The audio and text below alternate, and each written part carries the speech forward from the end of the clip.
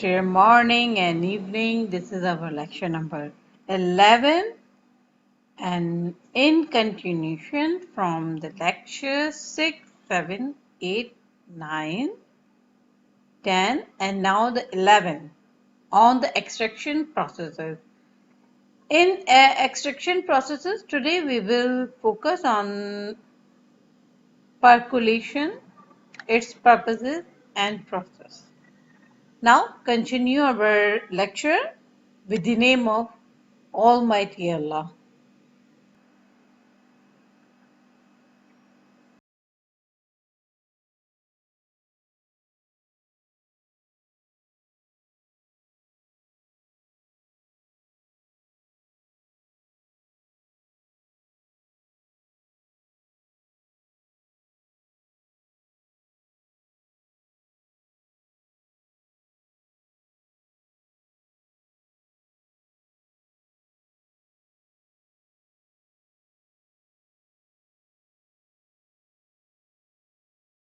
जो बड़ा मेहरबान निहायत रहम वाला है। ए नबी सल्लल्लाहु अलैहि वसल्लम, अपने परवरदिगार का नाम लेकर पढ़ो जिसने तमाम कायनात को पैदा किया, जिसने इंसान को खून की फुटकी से बनाया। पढ़ो और तुम्हारा परवरदिगार बड़ा करीम है, जिसने कलम के जरिए से इल्म सिखाया और इंसान को वो बातें सिखाई जिनका उसको इल्म न था।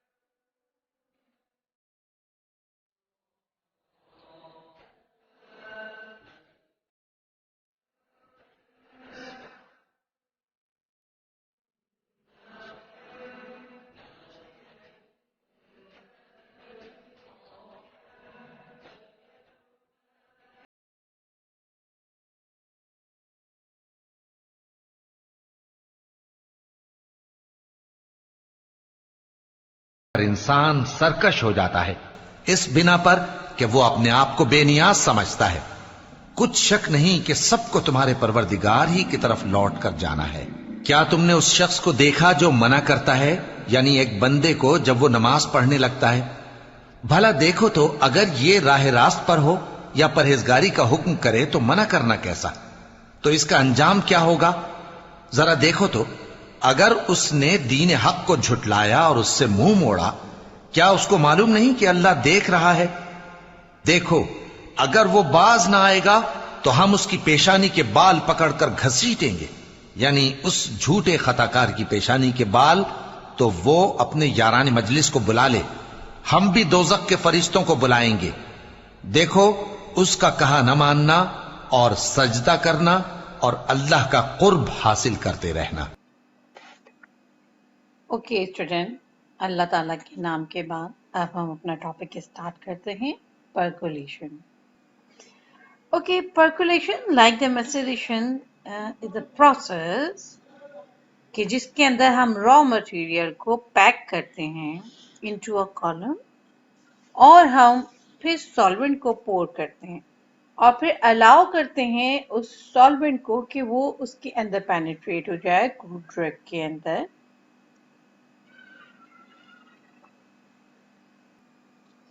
जैसे कि हम जिंजर के अंदर करते हैं। मगर बहुत सारी ड्रग्स ऐसी होती हैं जिनको कि हम पर्कोलेटर के अंदर पैक करने से पहले उनको हम मॉइस्चरिंग करते हैं। अब मॉइस्चरिंग क्या है? The solid material is mixed with a sufficient solvent and the moist mass is allowed to stand for 4 hours in a well closed vessel. हमने पहले पर्कुलेटर में फिल करने से पहले उसको 4 घंटे के लिए उस सॉल्वेंट के अंदर सोक करके रखा ताकि वो जो ड्रग है वो मॉइस्ट हो जाए, मॉइस्चर हो जाए। ठीक है, वो क्लोज होना चाहिए वेसल को। अच्छा, ये करना क्यों जरूरी था? ये करना इसलिए जरूरी था क्योंकि अगर हम उसको ड्राई फॉर्म में ही कॉलम के अंदर पैक कर देंगे और हम सॉल्वेंट पोर करेंगे तो उनके दरमियान में जो वॉइड वॉल्यूम है या आप कहो के पोरोसिटी है वो फिर उससे फिल हो जाएगी सॉल्वेंट से, और वो वहां पे पैक हो जाएगा। मगर हमें उसको पैक नहीं करना है, उसको हमने सॉयल करने के लिए सफिशिएंट स्पेस देनी है, तो हम पहले उसको कंटेनर से या पर्कोलेटर के बाहर उसको सोक करेंगे, मॉइस्चर करेंगे। फिर हम 4 घंटे सोक करने के बाद उसको पर्कोलेटर के अंदर फिल कर देंगे। अच्छा, तो होता क्या है, ये जो हम सॉयल कर रहे होते हैं ये उन ड्रग्स के लिए होती हैं जिनके के अंदर हम एक्वस सॉल्वेंट यूज कर रहे होते हैं और उसकी वजह से उनका बहुत ज्यादा सॉयल होने का अंदेशा होता है। तो फिर क्या करते हैं, हम उनको प्रिलिमिनरी मॉइस्चरिंग करते हैं। तो subsequent packing into the percolator is also assisted since the solvent displaces opulent air and enable the material to be more evenly distributed. अब क्या होगा, ऐसा करने से पहले से उसको मॉइस्चर करने से जो उनके दरमियान में स्पेस होती है वाइड वॉल्यूम वाइड स्पेसेस में वो रिमूव हो जाएगी और सॉल्वेंट इक्वली पूरे जो क्रूड ड्रग है उसमें स्प्रेड हो जाएगा। अगर वो इवनली डिस्ट्रीब्यूट नहीं हुआ तमाम क्रूड ड्रग तो फिर क्या होगी कि वो जहां पे कि उसने कोई चैनल बना लिया तो जो सारा सॉल्वेंट है वो ऐसे ही बाहर ड्रेन हो जाएगा, उसके अंदर वो अज्जाए खास नहीं आएंगे जो कि एक्सट्रैक्शन के लिए एक्सट्रैक्शन करते वक्त हमने मद्देनजर रखे थे कि हमें ये वाला केमिकल चाहिए इस वाले botanical piece of crude drugs. इसके अलावा जो हम पहले से मॉइस्चर कर रहे होते हैं उससे एक और फायदा ये होता है कि वो जो फाइन पार्टिकल उसमें पहले बने होते हैं वो वॉश आउट हो जाते हैं of the column during percolation. After allowing the moist mass to imbibe the liquid, it is packed evenly into the percolator. ये जो हमने इसको पहले बाहर मॉइस्चर किया था या इम्बाइबिशन की थी तो इससे क्या होगा, जो पैक है वो इवनली इनटू द पर्कोलेटर के अंदर फिल हो जाएगा, जैसे कि आपको फिगर 11.1 के अंदर शो किया है।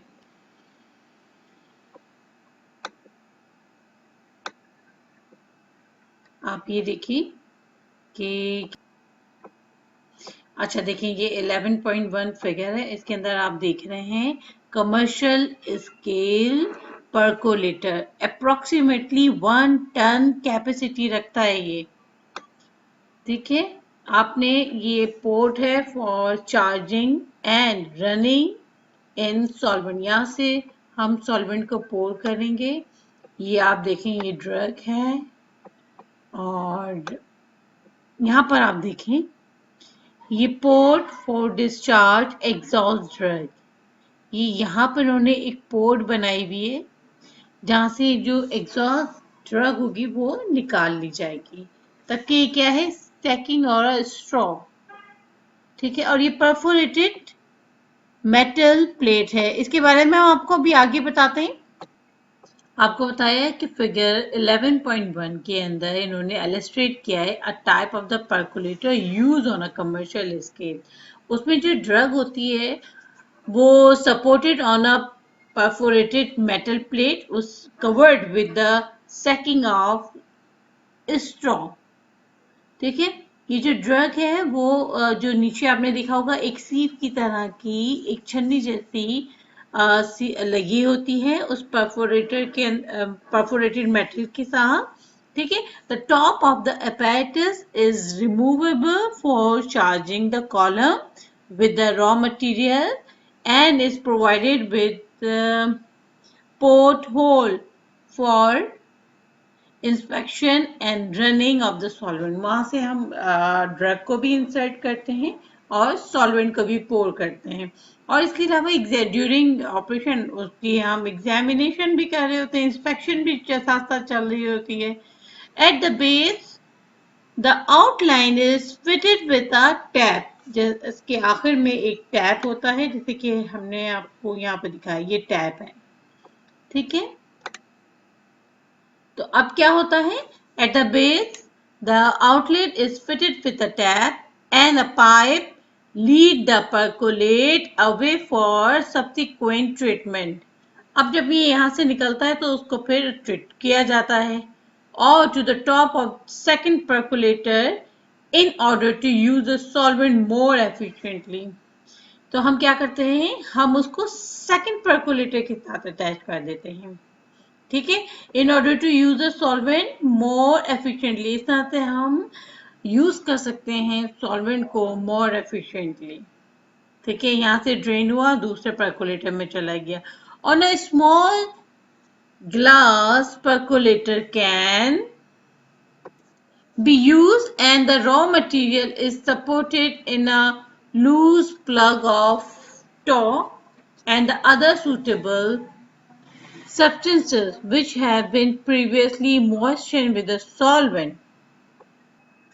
अच्छा, होता क्या है कि हम इस कोशिश में होते हैं कि जो हम इसमें पैकिंग कर रहे हैं परकोलेटर में, जो मॉइस्ट मटेरियल है जो कि हम उसको अंदर डालते हैं, तो वो हम लेयर बाय लेयर डालते हैं, each one being lightly tap. उसको बस हल्के से हम टैप करते हैं ना, ताकि वो तमाम स्पेस में यूनिफॉर्मली डिस्ट्रीब्यूट हो जाए with a rod and other suitable implement. अब कोई रॉड होगी जिसकी मदद से हम इस जो हमने सोक किया हुआ है, इम्बाइब किया हुआ है, इसको हम स्प्रेड कर देंगे layer by layer to give even compression, ताकि हमें एक इवन कंप्रेशन मिले। The pressure to be exerted depend on the nature of the swollen material. अब यकीनन हर ड्रग को तो हम प्रेशर नहीं दे सकते, वो ड्रग, क्रूड ड्रग जो कि बेयर कर सकती हैं प्रेशर को, उसके ऊपर हम प्रेशर डालेंगे। अच्छा, कोशिश हमारी ये रहती है कि हम प्रिवेंट कर सकें any kind of the disturbance, जबकि हम उसको लेयर बाय लेयर स्प्रेड कर रहे हों। तो हम क्या करते हैं, अब piece of the filter paper को हम वहां पे रख देते हैं और उसके ऊपर हम कुछ लाइट वेटेड हम सैंड स्प्रेड कर देते हैं, ठीक है। If there is a risk of further swelling of the raw material, अगर चांसेस हो कि ये और फूलेगा, तो it is preferable to use a percolator that is slightly conical। हमने conical percolator यूज करना है कि जहाँ पे कि ये खदशा हो कि ये अभी जो क्रूड ड्रग है सॉल्वेंट मिलने पे और स्वेलन होगी, ठीक है। तब कि हमने उसको 4 घंटे सॉल्वेंट के अंदर सोक किया है, बट इसके बावजूद अगर वो और फूलेगी तो हमें कोशिश ही करना चाहिए कि ये जो हम परकोलेटर यूज कर रहे हैं ये मोर कॉनिकल हो, ओके। अब इसकी क्या वजह हो सकती है कि हमने कॉनिकल लेना है? इसकी वजह सिंपल सी ये है कि ये जो आपके स्लोपिंग स्लाइड हैं वो अलाउ करते हैं better expansion of the bed. ये जो हम लेयर बाय लेयर बिछा रहे हैं बेड क्रूड ड्रग की, स्वेलन क्रूड ड्रग की, ये इनमें बेटर एक्सपेंशन हो, जो कि वो सिलिंड्रिकल कॉलम के अंदर नहीं हो सकती, ओके। मगर इसके अलावा भी कुछ डिसएडवांटेज है अगर हम सिलिंड्रिकल यूज कर रहे हैं, तो उसके अंदर जो है सॉल्वेंट जो है वो सही तरीके से पेनिट्रेट नहीं होता through out the material near the side at the bottom. ये जो साइड है जो बॉटम में इस तरफ वो सही से नहीं होगा अगर कि ये सिलिंड्रिकल हो, मगर चूंकि ये कॉनिकल है तो इसके अंदर इवन डिस्ट्रीब्यूशन होगी सॉल्वेंट की, ताकि वो जो स्वेल होने के अगर मजीद चांसेस हैं तो वो हो सके। हाँ भाई, अब जब हमने इसको पैक कर लिया तो पैक करने के बाद कॉलम को हम क्या करते हैं, सफिशिएंट मेंस्ट्रुम को इसके ऊपर वाले जो हमने दिखाया था वहां से पोर करते हैं और फिर इवन उसको कुछ टाइम देते हैं कि वो परकोलेट हो और यहाँ तक कि उसकी जो परकोलेटर का जो टैप है वो वहां से रिसना शुरू हो जाए। ठीक है, तो enough of the menstruum is then added to maintain a layer above the drug, since the column must not under any circumstances be allowed to become dry। हमें कोशिश तो हमारी ये होती है कि जो लेयर बाय लेयर हमने क्रूड ड्रग बिछाई है इस पर्कोलेटर के अंदर वो ड्राई ना हो, which would produce crack in the bag। अगर ये ड्रग यहाँ पे सॉल्वेंट की किसी तरह की कमी हो जाए तो जैसे वो चूना या कलर सूखने के बाद क्रैक पड़ जाते हैं वो ना पड़ जाए। ठीक है, अच्छा अब क्या होता है, अब हम इस क्लोज कॉलम को अलाउ करते हैं कि वो 24 घंटे तक इसी तरह रहे। This period of maceration allowed time for the complete penetration of the tissue by the solvent and the considerable amount of leaching of the soluble material। 24 घंटे के अंदर जो जो उसके soluble compound इस solvent के अंदर penetrate आ जाएंगे, लीकिंग जितनी होगी होनी होगी वो हो जाएगी। If more for more efficient use of the menstruum, then if the percolation were allowed to proceed continuously from the start of the operation। तो हम फिर ये अगर हमें चाहिए कि भाई बहुत एफिशिएंट किस्म की हमारी ये परकुलेशन हो तो हमको फिर क्या करना पड़ेगा, इस परकुलेशन के प्रोसेस को दोबारा से रिपीट करना पड़ेगा। ठीक है, from the start of the operation. जो कि इब्तदाई मैसेरेशन थी हमने कंप्लीट कर ली, उसके बाद हम क्या करते हैं, हम इस आउटलेट को इतना ओपन करते हैं कि इसमें से सिर्फ सफिशिएंट फ्लो हो परकुलेट का, जो कि इसमें परकुलेशन के अमल के बाद जो सॉल्यूशन बना है। अच्छा, ये जो वॉल्यूम है of the percolate to be collected for a given weight of a raw material, ये डिपेंड करेगा on the nature of the final product के ऊपर। अच्छा, कुछ टिंचर बनाते वक्त जबकि हम उनको स्मॉल स्केल पे बना रहे हों, हमें 3/4 of the volume of the finish product is collected. ठीक है, हमें उसका 3/4 ही मिल पाता है तो फिर हम क्या करते हैं, उसके जो मार्क होता है उसको प्रेस कर करके तकरीबन फिर हम उसको 80 से 90% ऑफ द फाइनल वॉल्यूम हासिल कर लेते हैं। जो 3/4 था फिर वो 80 to 90% हो जाता है। If no essay is available for the extractor, अगर मोनोग्राफ के अंदर उसके कोई अवेलेबल ऐसे नहीं है कि जिसे हम एक्सट्रैक्टिव को एफिकेसी को उसकी एनालिसिस कर सकें, the mix product of the percolation and expression are made up to the volume with more of the menstruum. तो हम क्या करते हैं, फिर हम उसका जो वॉल्यूम है वो जो उस सॉल्वेंट के साथ है वो उसके साथ मेकअप कर लेते हैं। In some cases additional ingredient का जो कि इनर्ट इंग्रेडिएंट आप कहने हम उसमें डालते हैं, जैसे glycerol are added before the final adjustment is made. अच्छा, होता क्यों है, in the case of the more potent tincture the percolate is ऐसे and the calculated amount of menstruum required to give a product of the required strength। हमें यकीनन जो हमें मिला है परकुलेट वो बहुत कंसंट्रेटेड है। अब हम कंसंट्रेटेड तो ना तो हम उसे टॉपिकल अप्लाई करने के लिए दे सकते हैं, ना ही हम उसको स्वेलो करने के लिए दे सकते हैं, ना ही इन्हें सिरप फॉर्म दे सकते हैं। तो हमें क्या करना पड़ेगा, उसको डाइल्यूट करना पड़ेगा, जैसे आप बताया कि ग्लाइसरॉल के साथ इसको डाइल्यूट कर लीजिए। ठीक है, फिर क्या होता है, कि हम प्रोडक्ट को उसकी रिक्वायर्ड स्ट्रेंथ के साथ बनाने के लिए उसमें ग्लाइसरॉल ऐड कर देते हैं. In this process, the assumption is made that the mark will be exhausted of the active principle which are to be extracted and adjustment to the volume is therefore justified. इसका मतलब ये हुआ कि हमने जो परकोलेशन का अमल किया है उसके नतीजे में जो मार्ग बना है, अगर हम उसको प्रेस करके उसमें से निकालते भी हैं उसका सॉल्यूशन, तो हम उसको यूज करेंगे वॉल्यूम मेकअप के लिए, क्योंकि वो उसमें से निकलेगा तो एक्टिव ट्रैक है ना. ये exhausted of the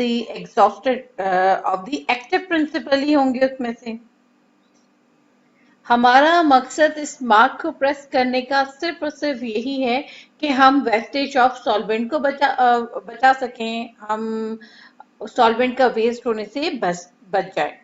This is an in contrast to the maceration process where the liquid expressed from the mark is assumed to be the equal strength with the separated by straining.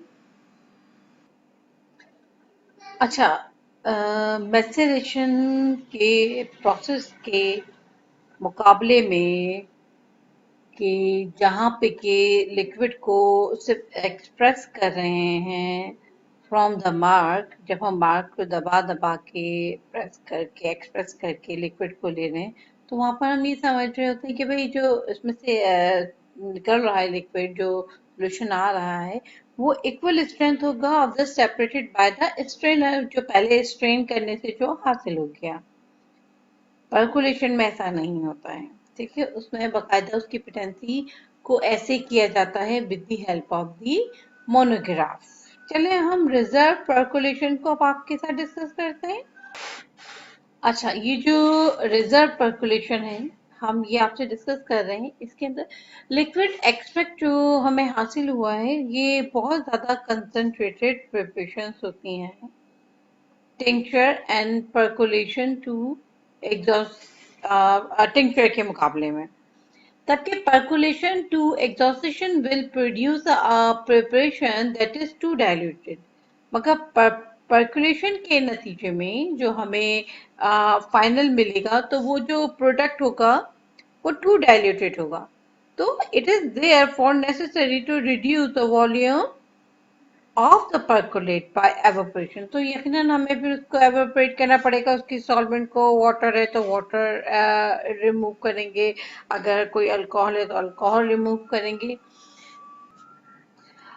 कुछ cases के अंदर जैसे कि लिक्योराइज liquid extract है, इसके अंदर हमें जो वो पूरे के पूरा जो पर्कुलेट होता है इसको कंसंट्रेट करना पड़ता है with the help of evaporation.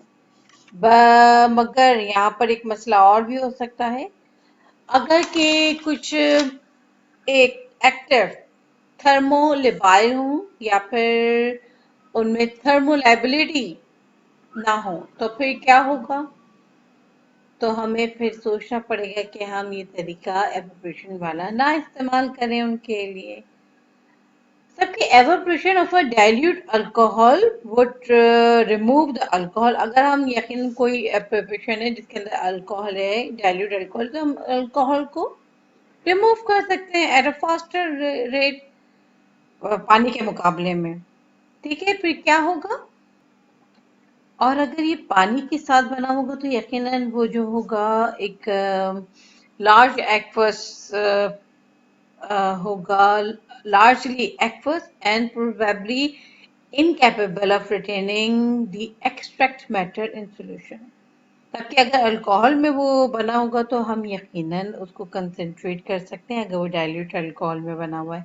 मगर अगर एक्वस में बना हुआ होगा तो वो एक्वस में जो होगा थोड़ा सा एक्सट्रैक्टेड जो मैटर होता है इन सॉल्यूशन के अंदर, इन सोल्यूशन के अंदर, वो इतना ज्यादा आप कहें कि इनकेपेबल नहीं होता ऑफ रिटेनिंग द एक्सट्रैक्ट को, कि एक्सट्रैक्ट उसके अंदर जो हमने हासिल करना चाहा है उस फ्रूट से वो उसमें रिटेन नहीं रह सकेगा.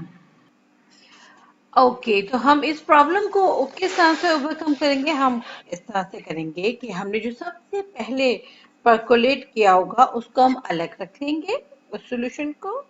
फिर उसके बाद जितने भी परकोलेट हुए हैं आफ्टर द प्रिलिमिनरी मैसरेशन, तो हम क्या करेंगे, the rest of the percolate is collected separately, percolation being continue until some small tests show that no more active principle is being leached out. ठीक है, हम पर्कुलेशन का अमल उस वक्त तक करते रहेंगे जब तक कि हम ये ना हमें पता चल जाए कि अब जो इसमें से पर्कुलेट मिल रहा है अब उसके अंदर कोई एक्टिव इंग्रेडिएंट नहीं है। यकीनन हम उसकी ड्यूरिंग पर्कुलेशन प्रोसेस टेस्टिंग कर रहे हैं, इससे हमें आसानी पता चल सकता है कि एपीआई जो कि हम पर्टिकुलर निकालना चाह रहे हैं उस बोटेनिकल और क्रूड ड्रग में से, वो बाहर अब आ रहा है और अब आना बंद हो गया है, तो फिर हम यकीनन इस स्टॉप प्रोसेस को स्टॉप कर देंगे। अच्छा, सेकंड जो परकोलेट हुआ है जिसे हम कह रहे हैं कि second diluted percolate is then, उसको फिर हम एवोपरेट करेंगे बाय मीन ऑफ, ठीक है, और for the simple climbing film evaporator, या फिर हम वैक्यूम स्टिल यूज करेंगे। The percolate is evaporated to the consistency of the soft extract so that almost all the water is removed. यानी कि हमने सारा वाटर रिमूव करने के लिए एवोपरेशन यूज किया। It may then be dissolve in the reserve portion, अब वो जो होगा एक्टिव वो रिजर्व पोर्शन के अंदर एब्जॉर्ब हो जाएगा, which is usually strongly alcoholic without the risk of precipitation. अच्छा, अब ये जो होगा ये स्ट्रांगली अल्कोहलिक होगा और इसके अंदर प्रेसिपिटेशन होने के कम से कम चार्जेस होंगे। On the commercial scale percolation and evaporation of the percolate में बी कैरिड आउट साइमल्टेनियसली, दोनों काम एक साथ ही हो रहे होते हैं लार्ज स्केल के ऊपर या फिर कमर्शियल स्केल के ऊपर। Sometime with the small solvents such as acetone, the condensed vapors from the vapors evaporators may be returned to the top of the percolator to continue the extraction. हम ये भी कर सकते हैं कि हम या तो सिंपल सॉल्वेंट को जैसे कि एसीटोन हो, हम क्या करेंगे, the condense vapors from the evaporator may be returned to the top of the percolator to continue the extraction. अब जो percolator हमें मिल रहे हैं evaporator से कंडेंस वेपर, उसको हम उस percolator के टॉप पे ही भेज दें ताकि जहां पर कि कंटिन्यू एक्सट्रैक्शन हो रही है।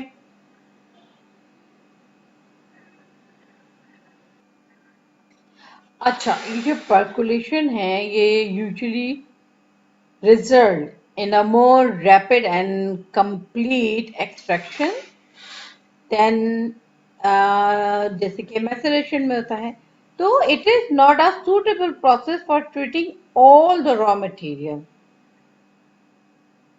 अब percolation हर तरह के मटेरियल के लिए कारामत नहीं है। Many tissues are readily compressible when wet. कुछ तो ऐसे होते हैं कि जब उनको वेट करते हैं तो वो इजीली कंप्रेस हो जाते हैं, जैसे कि स्क्वाइल है एंड एनिमल टिश्यूज हैं, तब के कुछ रेजिनस मटेरियल फॉर्म है जो कि स्टिकी मासेस होते हैं, तो वहां पर मैसरेशन काम नहीं करती। The permeability of the bed of such material is too low for the percolation period to be appreciated.